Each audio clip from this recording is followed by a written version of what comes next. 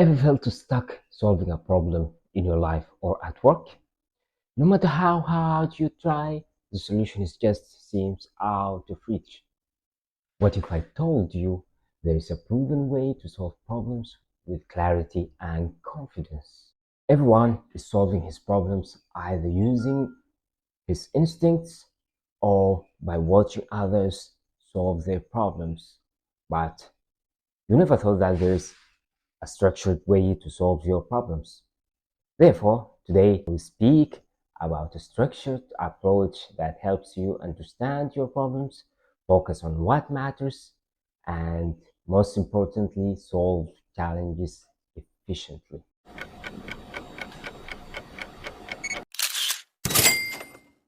Hello, everyone. This is the Mindset Engineer, and welcome to Problem Solving Part 1. Whenever you hear the word problem, the first thing come to your mind is disaster, the end of the world, nothing less than that. But today you will learn that there is a structured way can help you solve your problems using a roadmap called the hypothesis-led problem-solving process. It contains 7 steps help you from disaster to a structured problems solved. The 7 steps are: define the problem, structure the problem, prioritize issues, plan analysis and work, conduct analysis, synthesize findings, and finally develop recommendations. Let's start with the most important step, defining the problem. Think of this as laying the foundation for solving any challenge. If the problem is unclear, you might end up solving the wrong issue, or worse, wasting time and effort. But how do you define a problem the right way? That's where the SMART framework comes. SMART stands for specific. Ask what exactly issue I need to solve. Second, the definition has to be measurable. Make sure you can track progress. It has to be achievable. Is your goal realistic? Stretch goals are great, but make sure they are doable. They also have to be relevant to your big picture. Focus on what truly impacts your goals. And the most important, it has to be time bound. Set a deadline. Do not waste most of your time. For example, you are facing the problem of being rushed every morning. So to fix that, instead of saying that I need to fix my mornings, you can set the goal, the SMART solution or the SMART definition, which is by next week, I will wake up 30 minutes earlier every day to have breakfast and leave house by 8 a.m. Once you have clearly defined the problem, the next step is to break it down into manageable pieces. This is where the MECE framework, which stands for mutually exclusive, each category should be unique and cover a different aspect of your problem with no overlapping. And the next part is collectively exhaustive. Together, the categories should cover all possible aspects of the problem. How would you use MECE framework to structure a personal or professional problem? Share the ideas below and I will help you in the best way possible. Now that you have defined and structured your problem, the next step is to focus on what matters most. Because let's be honest, not all problems are created equal. This is where the prioritization matrix comes. It works according to the impact and ease of implementation. And here is how it works. High impact, easy to implement. Start there. This is the quick wins that makes big difference. And second, high impact but hard to implement. Plan for these. They are worth the effort but may take time. Low impact, easy to implement. Hand these if you have and only if you have extra time or capacity. And the last one is low impact, hard to implement. Just avoid them. They will drain your resources for little rewards. Imagine that you have a party tomorrow and your to-do list is really overwhelming.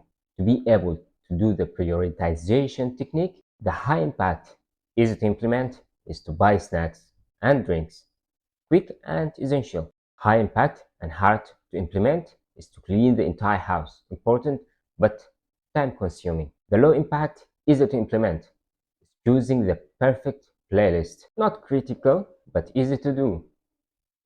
Low impact and hard to implement is rearranging the furniture. Not probably worth your time right now. Now it's your turn. Think about a long to-do list you have.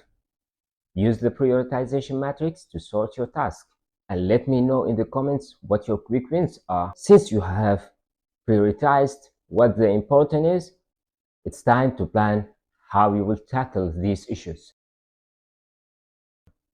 This step ensures that the problem-solving process stays organized and focused. Starting with identify the analysis needed. What data or information will help you solve the problem?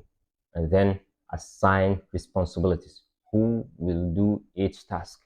And last, set timelines and milestones. By when should each task be completed? Let's use work-related example. Imagine your company wants to improve customer satisfaction. Using the analysis planning, analyze the customer feedback to identify patterns in complaints, and then assign the team members to review and streamline the support process. And finally, set a timeline, like 1 week for data collection and 2 weeks to test the new workflows. Now it's your turn. For one of your challenges, apply the steps of planning and analysis and share it in the comments. After planning the work that you have to do, it's time to dig deeper and analyze the problem. This step is about gathering the right information to uncover solutions. And the steps is to focus on priorities and analyze what directly impacts your problem. Then use the right tools. Think about simple methods like observing patterns or making lists. And ending with being objective. Avoid jumping to conclusions. Let the data guide you. Let's say you are trying to save more money each month. Your analysis might include tracking where you spend the most: groceries, dining out, or subscriptions. Comparing your monthly spending with your income to find gaps. Reviewing receipts or bank statements to identify unnecessary expenses. For example, your analysis might reveal that eating out 3 times a week costs $150 a month, an expense you could cut the half by cooking at home. What is one area in your daily life where analyzing habits could help you? Share it below. Once you have gathered the data, it's time to make sense of all of it. This step is about turning raw information into clear, actionable insights. And here is how. Identify the key takeaways. What does your analysis reveal? Also, you need to ask, so what? Why do this insight matter? Last, connect the dots. Look for patterns or causes to create a full picture. Let's use another daily life example. Imagine your mornings are always rushed and you analyzed your routine.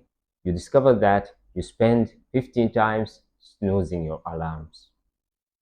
You take 10 times choosing an outfit, and you rush your breakfast, which leaves you feeling unprepared the whole day.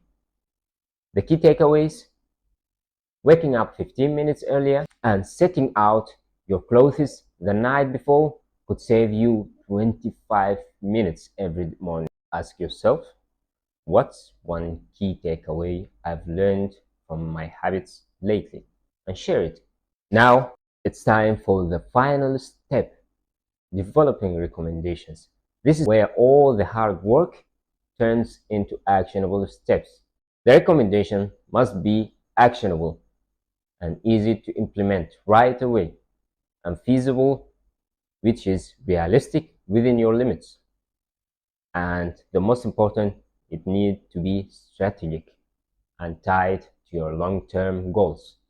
So the example is, let's say your analysis shows you are not drinking enough water daily, which is causing you some headaches. Recommendations might be: keep reusable water bottle with you at all times, and then set a goal to drink 8 cups a day using a water tracking app, and then replace one soda or coffee with water during meals. This makes your recommendations clear and easy to follow. Now think about a small problem in your life, like improving your diet, time management, or finances. What's actionable steps you can take today? And that's it.